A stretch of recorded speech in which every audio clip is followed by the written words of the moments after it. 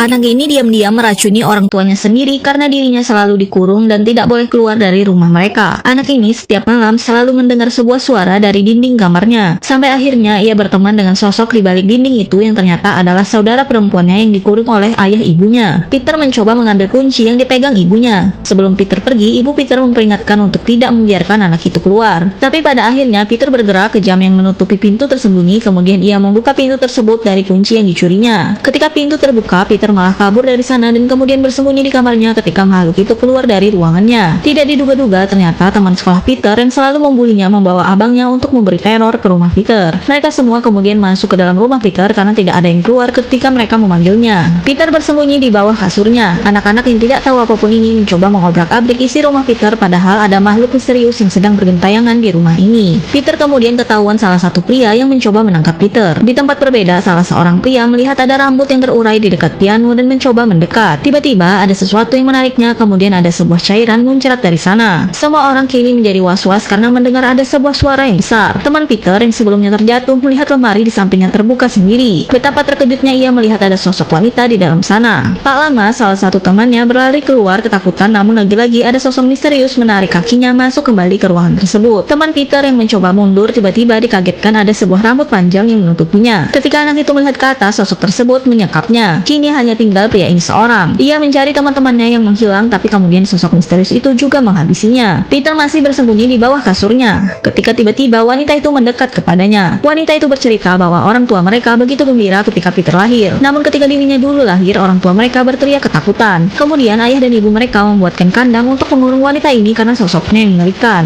Jadilah ia tumbuh menjadi liar karena di kandang itu tidak ada yang mengajarinya apapun.